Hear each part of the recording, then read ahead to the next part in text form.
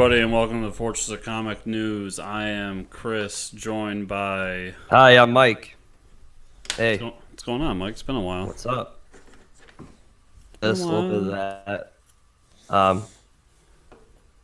Not a whole lot. I had my sister's birthday last weekend, and I had to play my one band gig a year. That we my friend has a big summer party at his house, and we his dad was in a really popular cover band in the Utica, New York area, so they did a reunion show, and then they had us start to do a reunion like opening for them. So I'm either getting laryngitis or my voice is still shot from singing Crazy Train last weekend. Well, let's hope it's not laryngitis. Yeah, let's hope so. So anyways, that's about it. Other than that, it's been pretty busy. I think the whole month of October is booked for me between Halloween and going to a wedding and traveling for work and stuff. What's been going on with you? What's happening? Oh, I don't know. If you can't tell behind me, I'm in the middle of moving. Yeah, there's like Chris usually has like 35 posters, and now he has none. There's like the Red Dead Redemption poster is probably glued to his wall, so he hasn't taken it down yet. Yeah, I think it's like using like that old school like putty that my parents. I was gonna used to say use. like that's probably like one of the first posters you put up, and you didn't have the experience of putting up posters, so you grabbed that blue silly putty that like it cements to your wall and tears holes in it when you go to take it off. Yeah, so I'm like afraid to take it off because I know I'm gonna get Whoever shit for invented it. that stuff should be killed because it doesn't keep the integrity of the poster, and it ruins your wall when you go to rip it off. So it's like not good for it's a permanent fix. You might as well buy a picture frame at that point. Is Yeah. all. I also feel like it should just stay.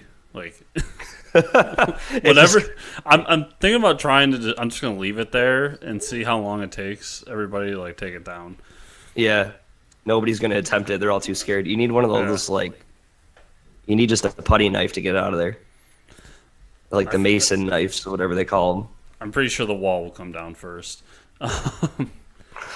So quick, All right, quick let's do aside it, huh? for the show.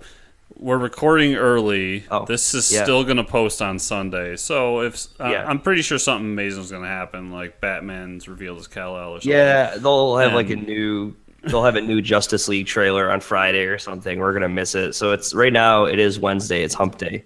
Yeah. But it's all good because the next show I'm gonna be in an awesome new spot. So Oh yeah, and yeah, I mean it's all quiet. It's a calm before the storm. And if a lot of people think that's too soon because of the whole hurricane thing happening in Florida, you're probably right. But to tsunami. hey, black jokes, dark jokes, not black jokes. Oh jeez. That's not what I meant. Oh jeez. Damn, we Putting went the real. explicit tag on this one. Oh jeez, it's dark jokes. I meant dark humor. Oh man, I haven't podcasted in a while. I forgot the whole how to speak thing. I pulled a Chris there and didn't remember how to speak. Oh man. We're gonna be in the news like PewDiePie, man. Yeah, I wish that guy. I still don't understand how he has a fan base. Anyways, there's some more controversy around Star Wars movies. J.J. Abrams is coming back to direct Episode 9. So clearly, after that happened, 20 articles posted on the internet saying, "Oh, is he going to build another Death Star?" It's like, oh my god, shut up. Yeah, I'm kind of excited for this because we said it 1,000 times. I loved Episode 7. Just when Episode 8 and 9 come out, don't blow up another Death Star. But that aside, like I think he did a great job of kind of quote unquote rebooting the franchise, and I would like to see him dive deeper into a story that's not just kind of a rehashing. So I'm all for it. I think JJ is a great director. So yeah, and he's seen all the stuff that all the idiots have posted about the things they didn't like with the Star Wars movies. So I'm sure he's. Oh, he knows. He had to deal with the Trekkies. So Yeah, I know. This guy's been through it all. Holy crap. yeah, so that's pretty exciting. I mean, he's a good director nonetheless, so it'll probably be visually stunning. And yeah, and he has a hand in writing it with Chris Terrio, who a lot of people were like, "Oh man, Chris Terrio wrote Batman vs Superman," but he also wrote Argo. So all those people that are saying the Batman vs Superman stuff, just Argo fuck yourself, is what I'm saying. It's a joke from the movie. If you've never seen Argo, you should probably go see it because it's an amazing movie. Oh yeah. And that's only because Batman's in it. Well, Bruce Wayne. And I'm pretty sure he has a beard too. So like anytime Bruce Wayne has a beard, you get like double the score in my book. Yeah, so this isn't a podcast about Ben Affleck as much as I would like it to be. We got a new photo this week of Hellboy. That we did. Definitely fake muscles. I do not think. Maybe I'm wrong. I don't know. Movie magic is crazy. I can't. I just had his name. I don't have it anymore. It's the sheriff from Stranger Things. If anybody doesn't know who that is, and he looks just like Ron Perlman did. So yeah, it's like they use the same prosthetics. Like they just, all right, well, we got a new Hellboy. Let's save some money on the prosthetics. We got all this stuff laying around. Here you go. Here, just put it on him, and it makes him look like Hellboy. But that's fine because Ron Perlman looked awesome as Hellboy. So yeah.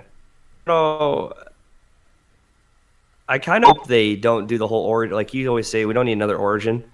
We really don't need another origin for Hellboy. If anything, I would like more of like a BPRD, like buddy cop movie with him running around just doing crazy stuff. That's what I would enjoy. Yeah, just jump right into it. One of Mike Mignola, who created Hellboy, did a recent run within the last couple years of Hellboy called Hellboy in Hell, it was pretty cool. I'd like to see that too. Maybe if it was like a 3-movie trilogy, which I'm sure they're going to do if they make enough money. They'll send him to hell maybe like halfway through that. That would be pretty sweet to see. Yeah, so let's talk about TV. Let's talk about them Titans. Yeah. Brenton Thwaites, I think that's how you say it, has been cast as Nightwing. He is 28 years old and looks like he's 13. He actually looks a lot like Orlando Bloom nowadays. I have no idea what he's been in. I don't know if you've... Oh, okay. Here's a list. You know what's really funny? How he said he looks like Orlando Bloom. Does he play young Orlando Bloom in something? He plays Henry Turner, Will Turner's son, in the newest Pirates of the Caribbean. Well, there you have it, folks. Apparently, I know how to cast really well. Hit that nail on the head. He was in some Gods of Egypt movie that I don't think made any money. Oh, jeez. Oh, Christ. Which is not a god of Egypt. Nope. Definitely not. He is a very good white man. Yeah. Yeah, remember that whole controversy over that movie? It was called Gods of Egypt, and it was all whitewashed, completely milk-skinned people ruling Egypt. Yes. Yeah, that's like the prime example of what whitewashing really is. Yeah. I mean, it's one thing if you're picking movies apart for it, but that was just like, it was blatantly like, we completely casted it. Even the soldiers are white. Like, even everyone in this movie is just white. Yeah. And he was in the new Pirates of the Caribbean movie. He's in Maleficent. I didn't see that movie. But all right, he's done some big budget movies so that have tanked. Around. Well, I guess Oculus didn't really tank. I thought Oculus was pretty good.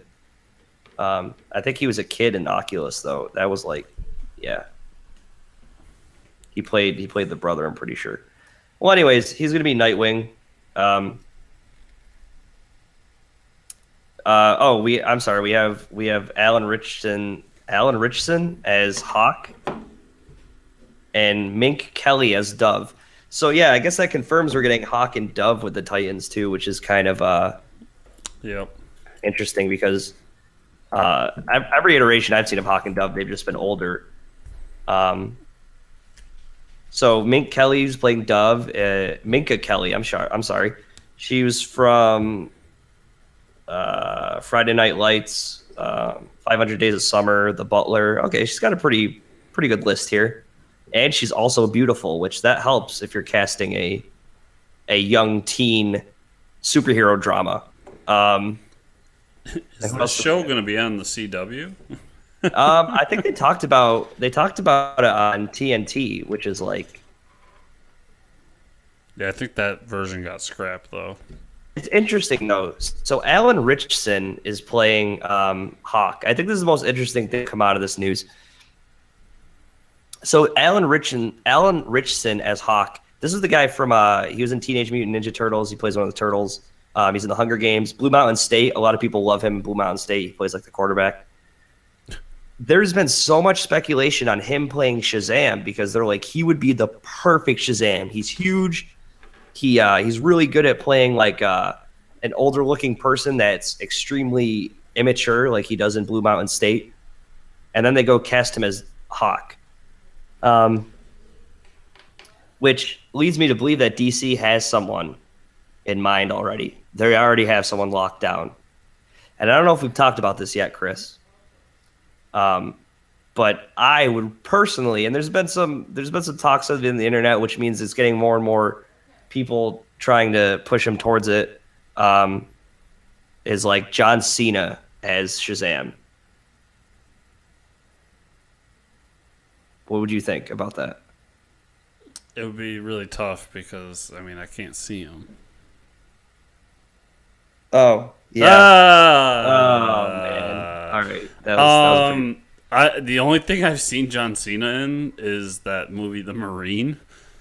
Yeah, he's gotten a lot better since that movie. I promise you. Okay, so that makes me feel no, please don't. But yeah, I'll take your word on it. I don't the Shazam character I think is easy enough.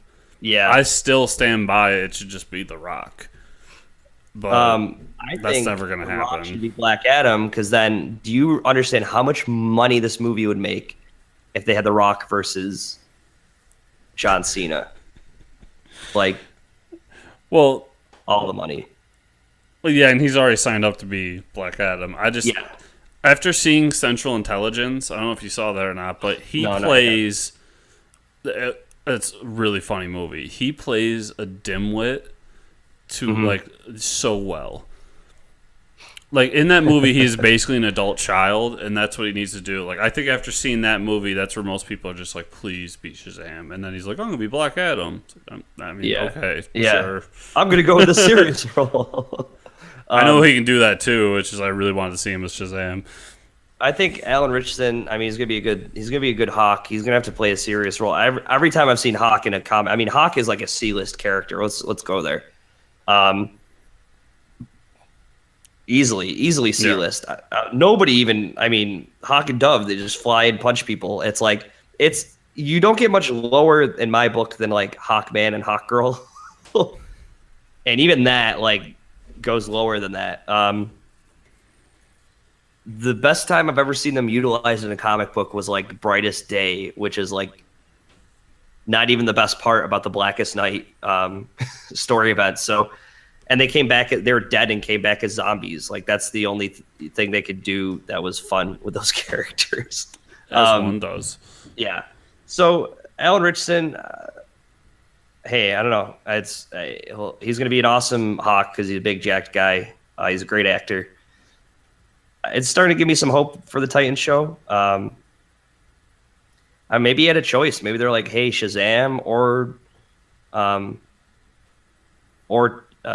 this TV show. And if you're making money, you probably would rather go with a TV show because 24 episodes a season. Steady probably a paycheck. better. Yeah, it's probably a better gig than making a movie. All right, I think we've just about killed that topic. Yeah, I just want to I keep talking about. I keep preaching John Cena Shazam to everyone. I probably said it on the last podcast. I can't remember. I just keep telling it. I don't think I've ever heard that before. I keep meeting people and they're like, "Hi, I'm Mike. John Cena should be Shazam," and they're like, "Wow, oh wow, okay." And I'm hoping they just spread the word. I'm gonna help you spread that word, just because. Get it to the comic book shop. Just start it as a rumor. Let's how fast it travels across the U.S. You want to talk about Rebels? I have not started watching yet. I probably should. So I really love Rebels. It's it's story of the crew that takes place right before A New Hope. They're actually in Rogue One. If you notice, their ship is in the fleet. So a really cool story, a lot of fun. Ahsoka Tano comes back. Darth Vader's a villain and all this. They are coming to a conclusion, so they're going to end with the 4th season, and that season starts on October 16th. Nice. So, a lot of things happening in October. You get that. You get Stranger Things. The Walking Dead. The Walking Dead is back in October. It's already back on our Mountain Dew. Yeah. Yeah, so why don't you come on, give us a little advertisement here for your Pepsi Cola company. I know they need it. Yeah, they're desperate for it. Yeah, so The Walking Dead has a sponsorship with Mountain Dew, and there's this app that goes with it. It's called Walking Dead Encounter. I'm just going to tell you now, it's stupid. Yeah, it sounds it. You said Walking Dead Mountain Dew, and I was like, nah, not for me.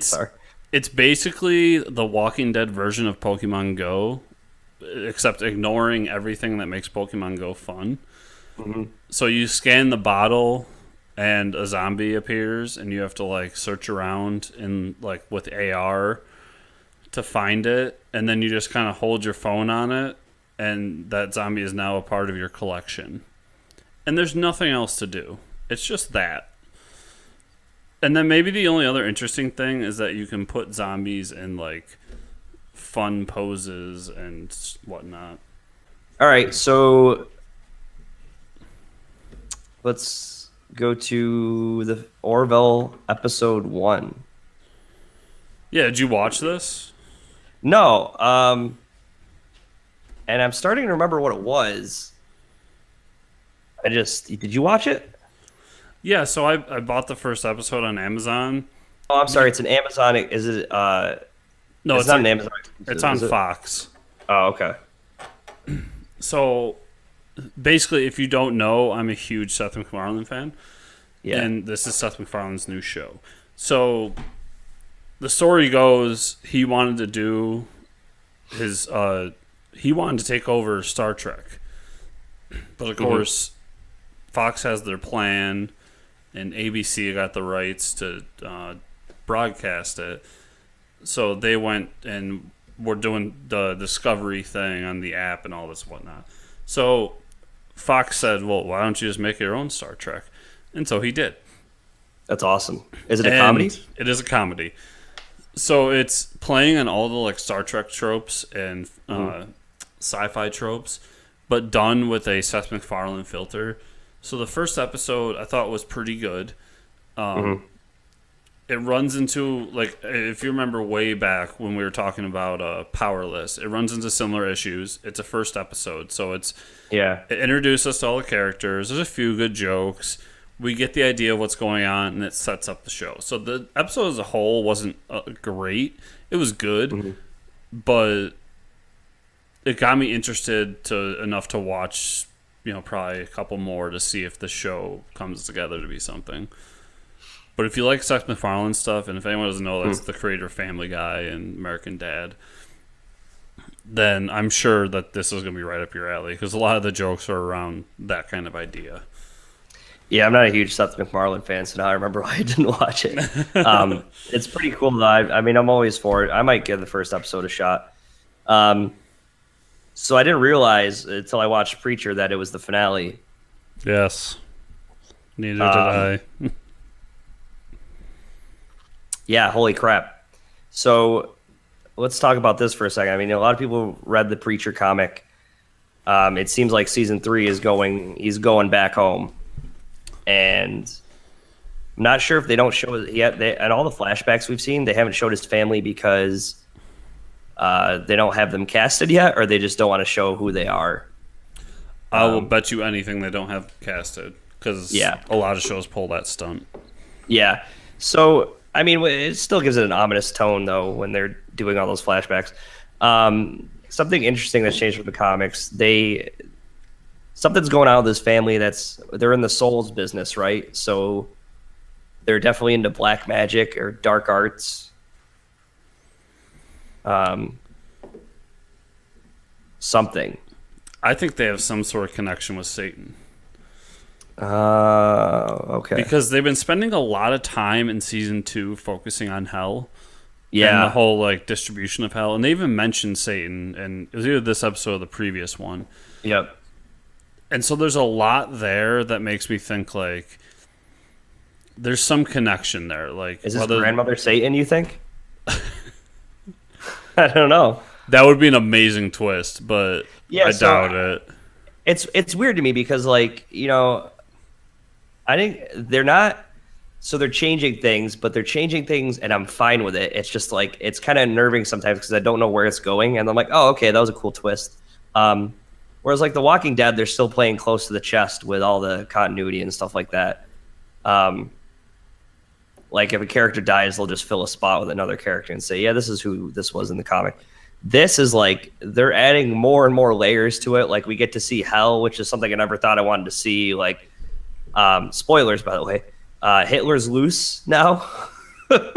Yeah, which is the most intriguing part. Like Hitler was, I think I said in the past, like they did something I never thought was possible, and that was they made Hitler a sympathetic character.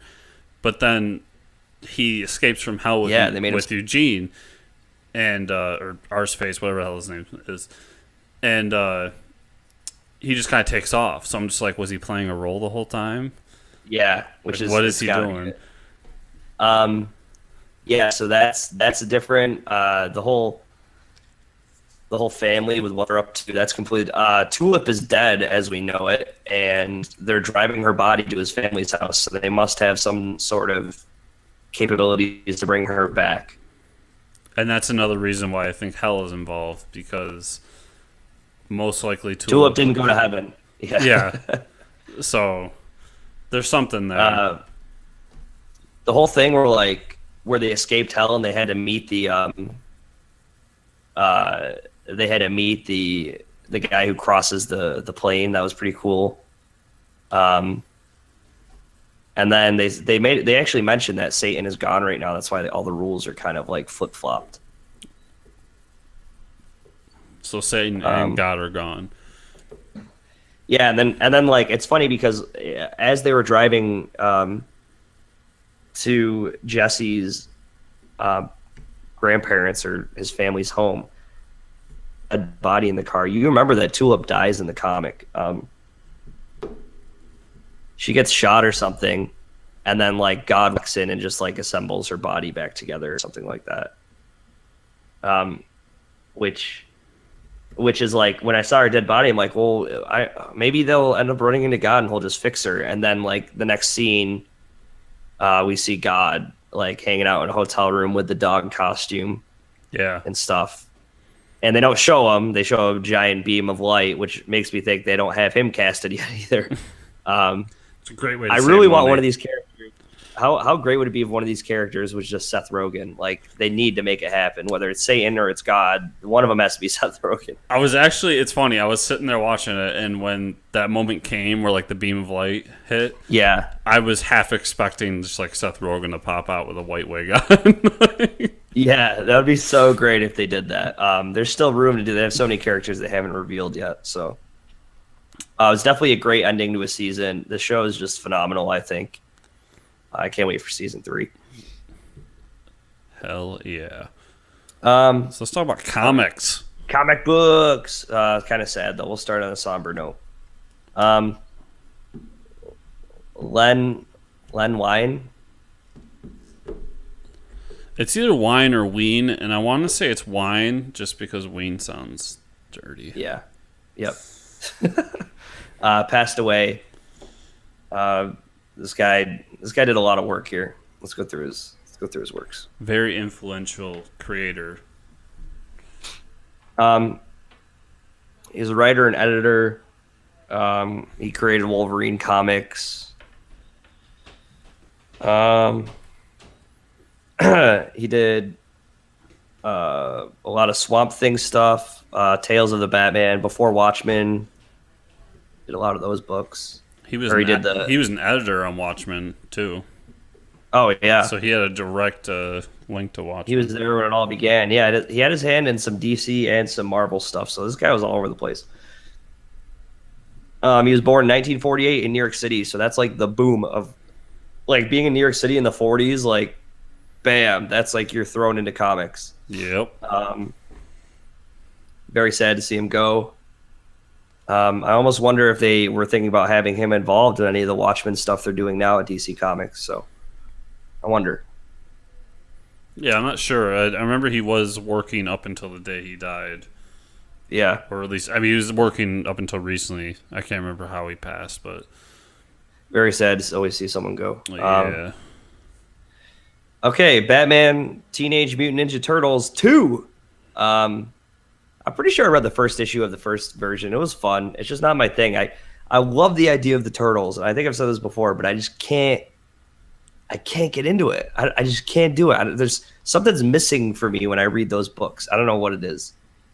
Yeah, I read and this is, they've done two versions of this. So they did like a quote unquote, actual Batman comic verse. And then they've done like the Batman, the animated series version. This is going back to that first one that I believe James Timian the fourth wrote. And so this is a sequel to that. So I'm looking forward to it because I really enjoyed that series. It was a lot of fun. And then, Bane's going to be the big bad, so that'll be interesting, especially with the Turtles. That's always awesome. Bane is one of my favorite villains, so that's pretty cool.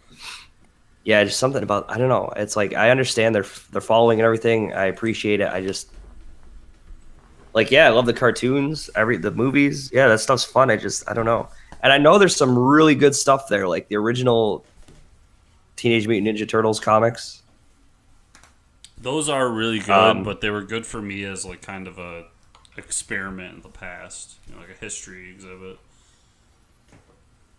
So before we get into talking about comics, did you are you caught up on 60s Batman? No, I forgot to read this or watch. Damn. Okay, we'll save it for next episode.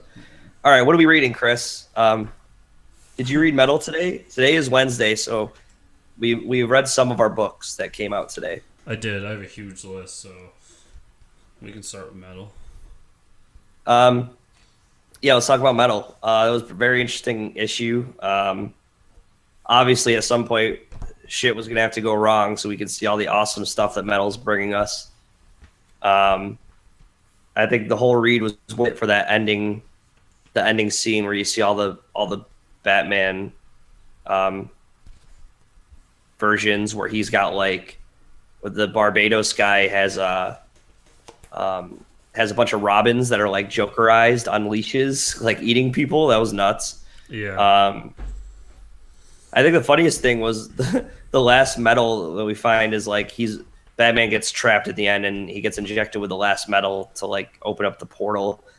All of this stuff is very comic booky. This whole event is it's like, I think they've embraced it though. Like they don't explain it a whole lot. They're just like, yep, this is this way because of that. This is this way because of that. And then they're like, in the final metal is called, what is it? Is it called Bat Metal? Or no, it's called Batmanium. Batmania. And then like the Darkseid baby, to see the baby of Darkseid. I completely forgot that was a thing. I love how adorable the Darkseid baby is. I want a whole comic just about Darkseid baby. You could tell Greg Capullo's having a lot of fun drawing it, because if you notice in the comic, the Darkseid baby has the metal horns up. He's holding the hands like this. It's a little fun thing that he did with the drawing. Yeah. Yeah, dude, Greg Capullo is awesome. So if you flip to that page in that book today, you'll see he's got horns up. I got it there for right like now. It's rock fantastic. Fun stuff going on in the book. My other favorite thing about this book is the fact that the Vandal Savage had the Legion of Doom base. Yes. So this is like the first time we actually get to see this in comic book. I've been waiting a long time for this. I mean, we got to see it in Legends of Tomorrow, the TV show, but they have the Legends of Doom or the Legion of Doom base in a swamp coming out of the water, and then they have the Legion of Doom sitting there, which was awesome. And yeah, that was worth it for itself. We get a cool interaction with Swamp Thing. Like they're just really selling me on this comic. And then we get Batman. We find out that Batman can take on the whole Justice League and defeat them. Yeah. I also found it extremely weird that Superman needed a breathing mask out in space. Yeah. Yeah, I've never talked about that. But when you think about it, Superman needs to breathe, right? Yeah, I know. It's just you never see him with one. Yeah. Yeah, I think that was a Greg Capullo thing because it's like it's stupid if he doesn't have a breathing mask, and then makes you question a lot of things as Superman over the years. But we don't try to look too hard into comic continuity because then your brain will start to hurt. But yeah, I thought overall it was a great issue. I can't wait for the next. I can't wait for the whole series. It's great. There's a lot going on with like multiverse and the edge of the universe and the creation and all that stuff. It's getting pretty crazy. Do you got anything else? Oh yeah, so oh man, what is his name? There's Scott Free, who is Miracle Man.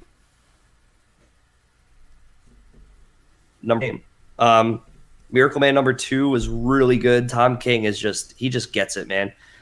And if anybody is wondering if this is going to be the New God book in DC, this is it. This is the New God. I mean, we've already seen, I don't know, 6 New Gods. Talks about like the All-Father, the war with Darkseid. You find out who the Father is. Orion is now the new All-Father, or High Father, rather. Sorry. We get Granny Goodness, and there's something going on here where Orion, Scott Free doesn't know that he's Darkseid's son. He still thinks that he's the High Father's son, where we all know that Orion is actually the High Father's son, and what the hell's his name again? Miracle Man is actually Darkseid's son. So there's all this stuff going on. It's a really good book. The art is fantastic. It's like old school art that makes it feel like it's from the 80s or something. Really good stuff. So I can't recommend that book. It's one of my favorites right now. I can't recommend it enough. Some stuff that I read from last week. The new Batman came out, and that's really cool. We got the Ballad of Kite Man number 2. So we get a little more into the origin of Kite Man. We find out that he's the link between Nigma and Joker. So there's this whole Nigma Joker war going on, and the main person, it's like it kind of ends with like Batman has chosen the side of the Riddler to defeat the Joker, and they get Kite Man in an interrogation room. It's actually really sad because he starts thinking about how his son died, and he starts crying, like how his son thought he was a failure, his wife called him a failure, and it got really depressing again. And at the end, he's like Kite Man. And Enigma goes, hell yeah. And that's how the issue ends. So it's like, it's really good stuff. Tom King is just all over the place right now, and he's killing it. I need more Kite Man. Shirtless Bear Fighter number 3. That book is just outrageous. I can't love that book enough. I can't even describe what it is. I mean, it's the most ridiculous thing. If you put a shirt on Shirtless Bear Fighter, that's when he loses his power. Found that out. Makes sense though, right? He's shirtless bear fighter. He's not a man with a shirt that fights bears. So I can't recommend that book enough. Please read it. It's fantastic. If you're looking for something fun just to escape the overall drama of everyday life. That's the best version of Kryptonite I've ever heard. Yeah. We haven't talked about Invincible. You want to talk about Invincible? Yeah, I got it here somewhere.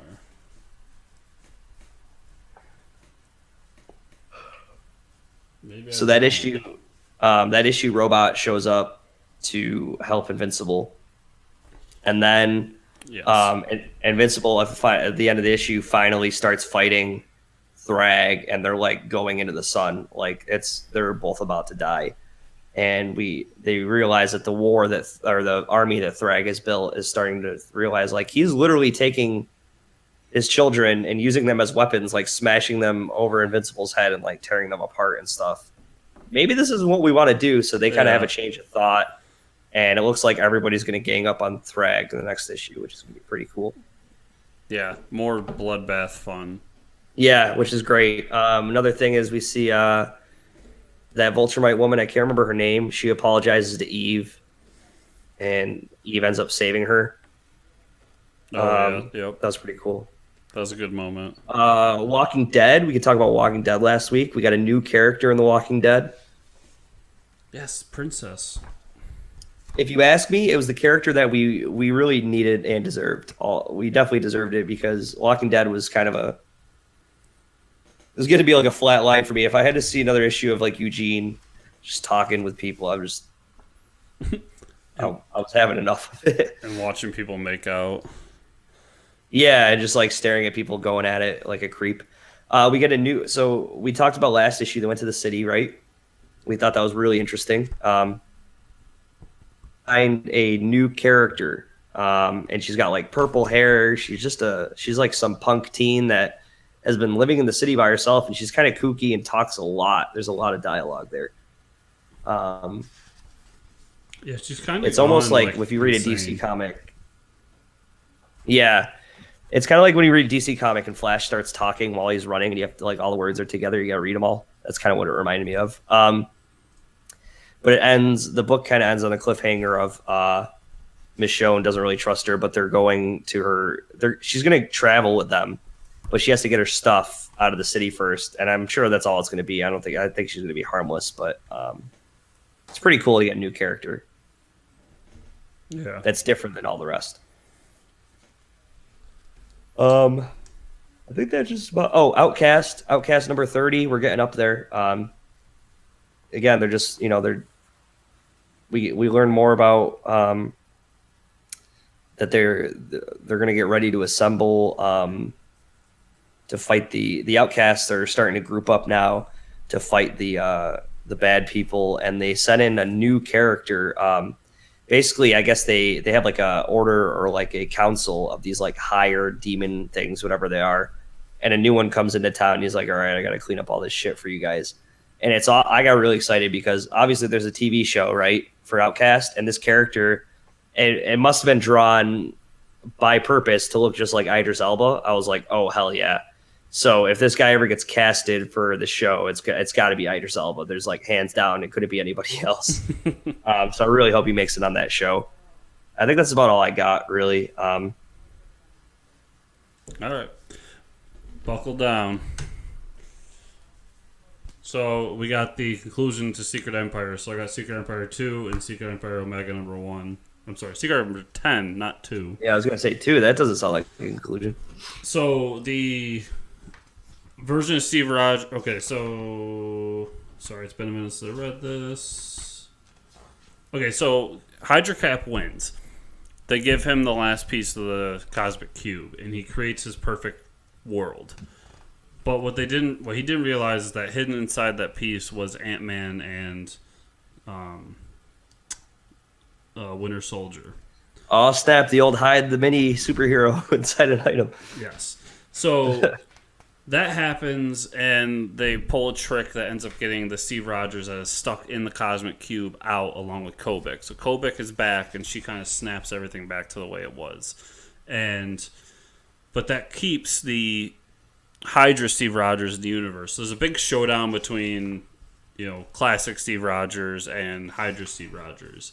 And it's just a throwdown fight, page after page. And it ends with classic Steve Rogers getting Thor's hammer and crushing Hydra Steve Rogers with it, just annihilating him. We then find out what Generations is all about. And basically what Generations is Kobik says, I've messed everything up, and as part of my apology, I need to send you all to a place so you can regain your trust in each other and yourselves. So all the characters there are sent back to a time an important time in their legacy's lifespan. So, like the current Iron Man is sent back to meet Tony Stark and so on and so forth. And it kind of ends there on like a weird note, but after listening to the Marvel podcast, it made sense because they were talking about how this was the ending, but then they wanted to put out the Secret Empire Omega as kind of a wrap up to be like, this is where all the pieces fell and how things are happening. So when you get into Omega, Steve goes into the prison where they're holding Hydra Steve. It's really confusing to try to explain. And they have this like huge conversation, and that conversation basically weaves in everything together as to where everybody stands. So basically, the mantle of Cap is kind of in a flux because even though a thing I forgot to mention about issue 10 is that the fight was broadcast around the world. So the news channels got it and everybody saw it, and they showed people in bars watching and so on and so forth. But they said even though people saw it, his reputation is still ruined. But he kind of throws it around because the whole idea of Cap is not that you should blindly follow Captain America or any other figure. The idea of Cap is a very American idea of like, yes, there's people to follow and people to revere, but you must always question authority. And he kind of throws that in Hydra's face, like, you kind of did me a favor because I'm still here and the people that know I'm good, but at the same time, they now know in the future that if something like this is to occur, to always question it, because even I am not subject to these kinds of things. So that was kind of deep for me, especially being a longtime Cap reader. We also get a hint that the Black Widow isn't dead in this. Of course not. Yeah, the comic book. Yeah, like what else is new? And I know, right? They go to New Tyan, and they kind of are showing that New Tyan is going to be back as a part of the United States, and the mutants are kind of sitting around going, "No, what do we do now? Like, we had our own country, and now you want us to be back as part of the United States to be a second-class citizen," and it's kind of setting up. I think this is a great way to set up the X-Men to be what they used to be, which was a symbol for civil rights.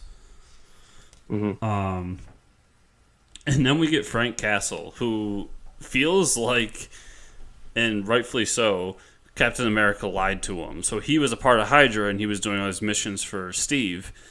And now he's like, well, this was all a lie. This was all bullshit. So he's going around just killing every Hydra drone he can find. And all these like Hydra minions. It's amazing. And then Nick Fury's watching him, and he just has the line like, he's definitely ready. And that's a hint towards the new Punisher series is going to be Punisher as War Machine, which I actually want to read because Punisher in a Iron Man type suit sounds amazing. Yeah, War Machine is never interesting to me, but if you put Punisher in a War Machine costume, hell yeah. He's definitely stealing that. There's also this this great back and forth where Hydra Steve says like, "What are you going to do? Are you going to imprison me? Because you can't legally imprison me." And Steve's sitting back going like, "What are you talking about? All these things you did, they were evil, they were bad." He goes, "Yeah, but nothing I did was illegal." He didn't take power by force, and he pardoned all of his past aggressions. So technically, he has no legal authority here. And there's this whole back and forth, and it's very political, but it was very interesting. But then at the end, when the guards come in to move Hydra Steve to a new location, one of the guards whispers in his ear, "Hail Hydra." And that's kind of where the book ends. So we know that he's getting out at some point. And I've had the theory I would love to see him turned into the new Red Skull. That'd be interesting. Yeah. Did you read Saga? Oh, yeah, I did read Saga, yep. Saga 40? 46. 46? Holy shit. Yeah, that was a really good episode. Holy crap. Issue.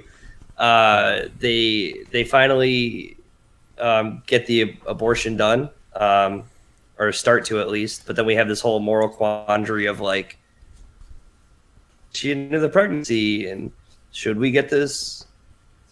There's a lot of like very touchy subjects that are going on right now in the U.S. two of them happening in one Yeah. issue with like the trans character hooking up with Mr. Robot to whatever he is. I guess he's trans too. I'm not even sure.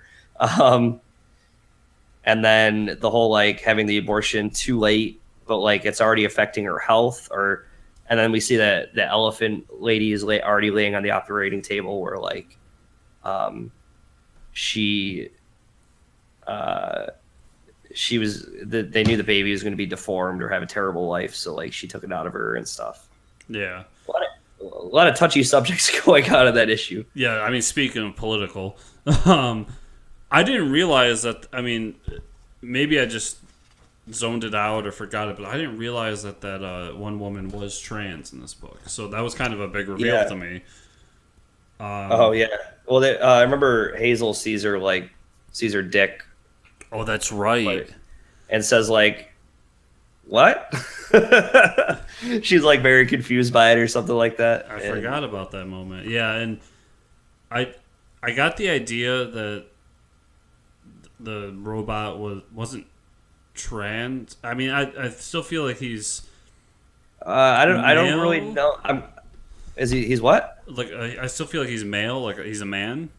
Yeah, but I think by the way he can like morph himself, I think they're just like, I don't know what we call that, like asexual maybe. I'm not even sure, but yeah, he can like morph his body. So I think that race almost chooses like what they want to be. I'm not sure though. Yeah, that's my assumption. We don't really know a whole lot about that race, but he can morph his hand into a gun. He can change his matter of himself. So yeah, I'm not sure. The idea I got was that he knows, like, because there's a whole back and forth about how, like, I know what it is to transition, and I don't know. From my perspective, it came across as like, I can morph into all these different things. I'm not necessarily a person or a human or he's gender fluid, which is like it's almost a play on the word because he can actually turn his body into like a fluid. Yeah, so that was a very interesting issue. I thought it was great. One of the best ones we've had in a while. Yeah, friggin' Brian K. Vaughan really nailing it on all fronts between like making it so relevant to the story and interesting, and also like, hey man, this is what's happening right now, so like pay attention, writer. Yeah. So now we're gonna get a big rush of Star Wars. So I got Star Wars: Mace Windu - Jedi of the Republic. So many Star Wars books. And I won't get too much into it, but it's at the beginning of the Clone Wars, and a lot of the Jedi are having trouble with this new moniker they've been giving of General. Like, they've always seen themselves as peacekeepers, and now that it's wartime, and so this is all about his first journey leading a group during the Clone Wars, and it was good. It wasn't great. If you like Star Wars lore, I think it's worth reading, but outside of that, I wouldn't. I think the best part of Mace Windu was it was Samuel L. Jackson playing him. So yeah, anything out of that aspect is just like, yeah. And for me, it's just more Star Wars, and yeah, for you it's more Star Wars. Yeah. So next, I got Star Wars number 35. So Jason Aaron is kind of wrapping up his run on Star Wars, and he's been doing it in this really great way of like doing these one-shot stories with different characters. And this one is Han Solo. And he's being asked by Mon Mothma to smuggle something into an area past the Imperials because, as we know, Han Solo is the greatest smuggler. But what he's being asked to... We've never actually seen him smuggle anything, I guess. Well, we did. I stand corrected. Force Awakens, he smuggles people. He finally smuggles. Yeah. Right? Wow. So... never thought about that. Anyways, carry on. He finds out that what he has to smuggle is a hut that they had captured earlier in the series, Gracchus the Hutt. And probably my favorite part about Gracchus is that, like, we've seen many huts over the years, and they're all these fat, slimy, disgusting creatures. Gracchus has, like, he doesn't have a 6-pack, he has, like, a 10-pack. Like, wow. The dude's jacked. And he walks around these, like, robotic legs. It's really weird, but, like, interesting. So he's a crime lord that can actually, like, kick ass. And... He goes about like Gracchus thinks he's pulling one up on Han, but it's obviously the other way around. And Yeah, it's a really cool, like, just one issue story. All about just Han doing what he does best, and that's smuggling and tricking people. And I really loved it. I can't wait for more. I think I got the newest issue 36, and it's all about R2D2. So Awesome. and I think I've said it before, but anything Jason Aaron does, I'm 100% for. Yeah. And then I think this is my last Star Wars book. But did you read Captain Phasma? No, I didn't. I still have to. Okay, so I won't give away too much, but this literally takes Is place. was this movie continuity, so we know what happens to her after? Yes, anything Star Wars being published right now is movie continuity. Okay. So this literally takes place moments after her last scene in episode 7. So she's literally like leaving the trash compactor.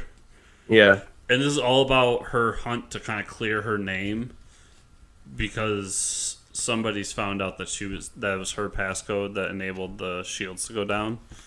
Oh. And it's really the book's good, not great, but it's all about just like displaying all these different weapons that she has and abilities, and but I think moving into the next issue, it's going to get much better. Cool. We're skipping generations. Did you read Kingsman? No, I did not. Oh man, I forgot about that. Kingsman was okay. I was kind of underwhelmed by it. The only thing I really we don't have Mark Miller writing it, right? So yeah, and Dave Gibbons not drawing it, so it's yeah, different. so it's like kind of hard. Yeah. The only thing I'm interested, like really intrigued by, is the villain, because the villain has this like sweet underwater base, and oh hell yeah, underwater base. So I don't know. As the first issue, we'll see where it goes. Hey, look, I lied. I have more Star Wars. There you go. Star Wars Darth Vader #5, and the reason I picked this one out is so this takes place after. So Darth Vader has his new lightsaber, and the Emperor sends him to Mustafar, where everything kind of went down for him, and he's sent there to corrupt this lightsaber in the crystal. And what's interesting is there's a moment here where he sees a different path, where he could go back to Emperor Palpatine and slay him and, become a Jedi again, set everything right. And that whole backstory ends with him going to Obi-Wan saying, like, it's done, please, I've, end this, and him slaying him. And he just goes, no, fuck that.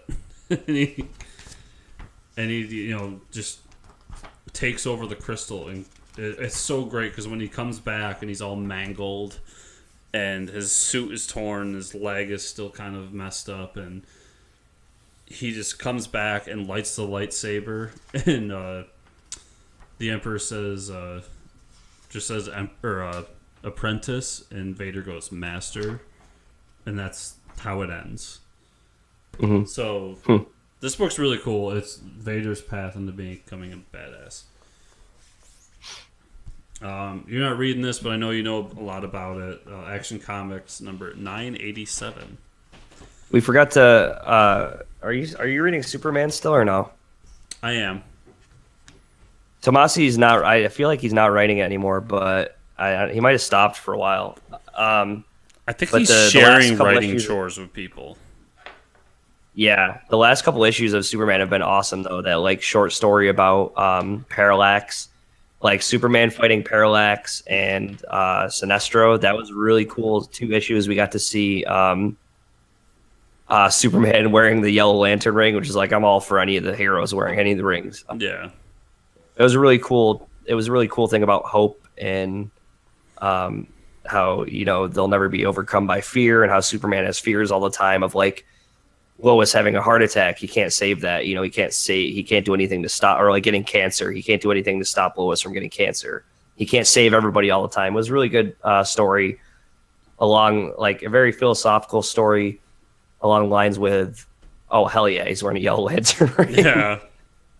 Yeah. So it was really great. But yeah, so what's going on in Action Comics? I heard about the big reveal today. So Action Comics, we got a lot of Mr. Oz, and first of all, they tricked me because somebody, our local retailer, had me convinced that Mr. Oz was a version of Superboy. Yeah, that would have been pretty cool. And in the credits, it says, Superman created by Jerry Siegel and Joe Shuster, and Superboy created by Jerry Siegel. I ended up finding out that credit goes because Clark's current son, John, is Superboy. That's why that credit's there. Okay. But I was just They're calling him Superboy. But I started it and I was like, oh man, it gave it away right there. How wrong could I be? Yeah. So basically, Mr. Oz puts all these people on a path to do something bad at the same time, and it basically looks like just kind of shit hit the fan. And it's, once again, talking about politics, one of the sequences is a guy loses his job to a bunch of illegal immigrants and decides to go in and gun them all down. Another one is an oil tanker spilling all over a beach. Another one is about a guy and his son going and killing a rhino that's endangered. What was the last one? Oh, and the last one was about a tribe in Africa, and a bunch of rebels are at war, and guerrillas came and just decimated this town along with a bunch of American citizens that were there as doctors. So he's trying to figure out what's going on, trying to save them all at the same time. Obviously, he can't. And that's when Mr. Oz shows up and says, we need to talk, and sends him to the Fortress of Solitude with him. Mm-hmm. And that's when we find out that Mr. Oz is a mangled version of Jor-El that survived. Yeah, he's like missing an eye and shit. It's awesome. Yeah, so I said it last time we talked, but the idea of Jor-El being this character and Jor-El being alive, I think is just, there's so many stories that can be told of this. Like, so many questions. Yeah. I love it. I guess this is going to be a theme in today's comics, but speaking of politics, I have Trump's Titans. Oh, man. So I bought this because I was like, this has got to be the stupidest thing ever. I need to see what it is. And it's so stupid that it's amazing. Anyone that sees this on their shelf, go buy it. The basic premise of this is that Donald Trump's uncle was a science officer under Ronald Reagan, and he created the formula for superpowers. But they decided that nobody could be trusted with this. Trump and science said the same. Well, it's Donald Trump's sentence, uncle, yeah. So they decided that nobody could be trusted with this, and swore that the president of the United States was supposed to protect this formula. So Trump's entire reason for becoming president was to become a superhero. Wow. So when he gets in office, he goes down, and there's like this layer, and of course, Barack Obama is guarding the door. And Trump knocks him out, walks in, and he's there. I'm going to forget all the characters' names. But he's there with Jared, his stepson. Mike Pence, and I'm so bad at all the relevant political people. Yeah, and somebody else in his group. And they all go through this transition. It looks like a Captain America-esque transition where they're in like this pod and they get injected and they come out as Trump's Titans. And what's great is that Trump's stepson, he's useless, so his only power is that he can talk to small birds. Holy shit. I think it's supposed to be his secretary of the press. John Spencer? Spicer?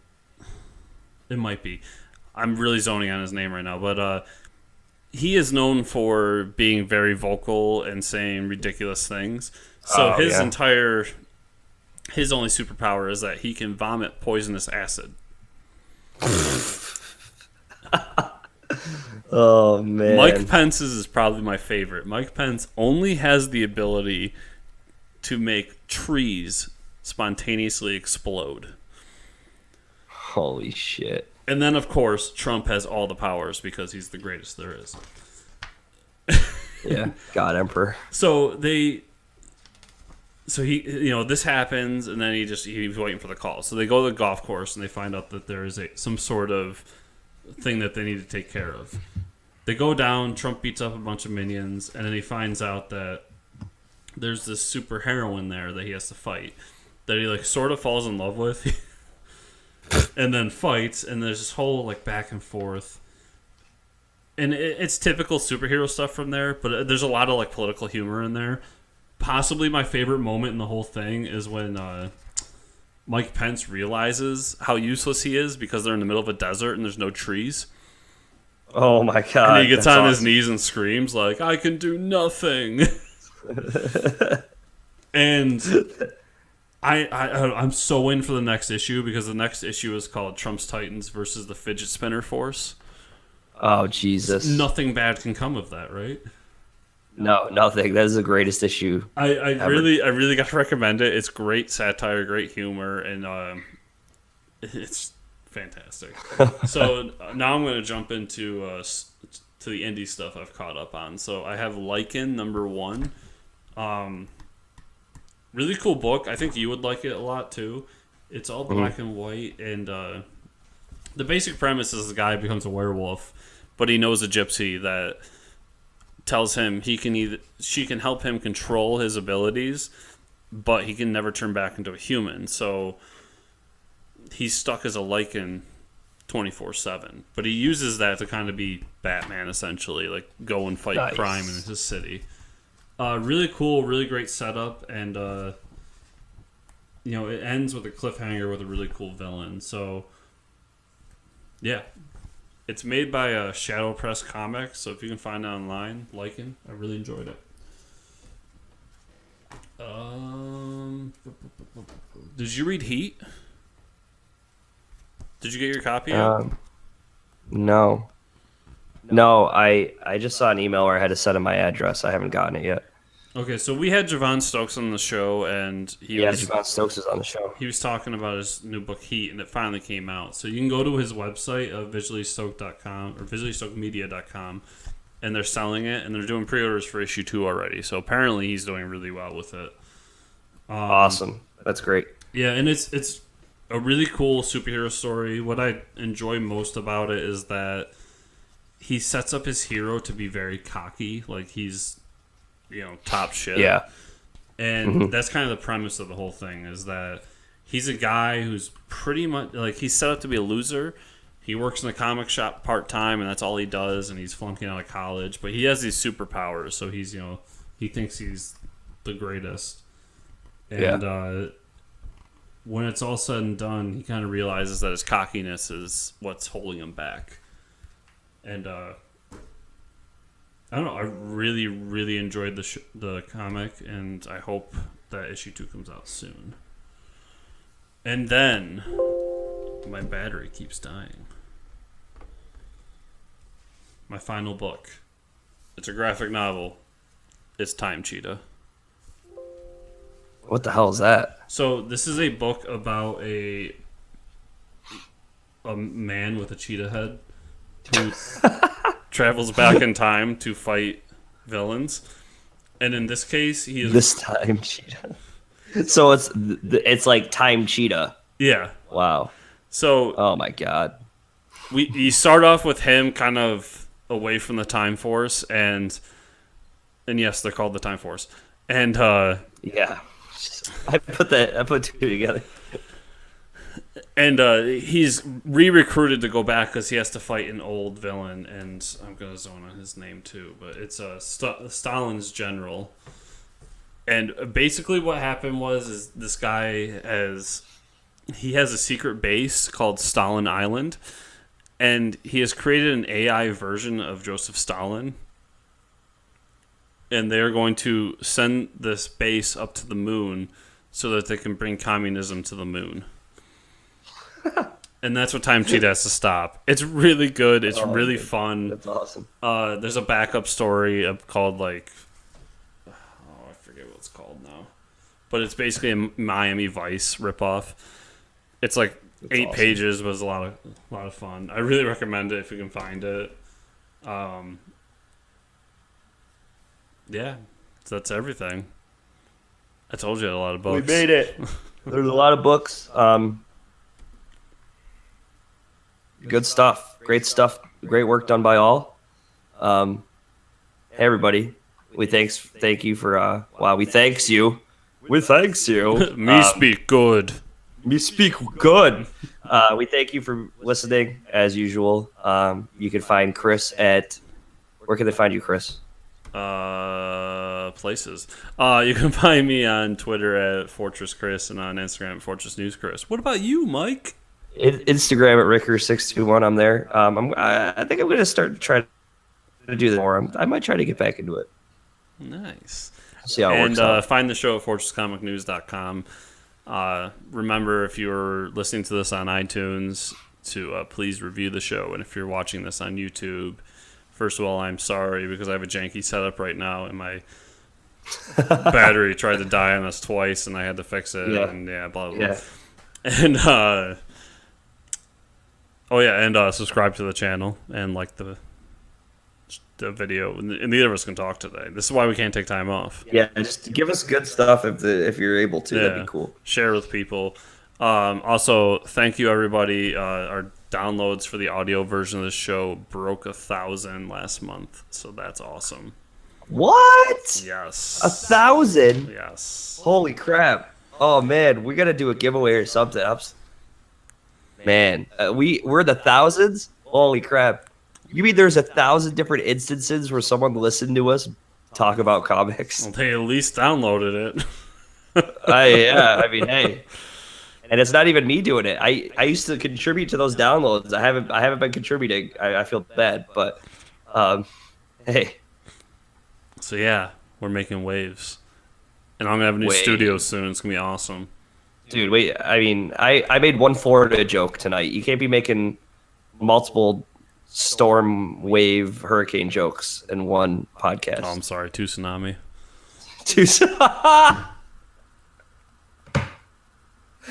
Oh man, we gotta go. All right, thanks everybody. Bye. Thanks for listening.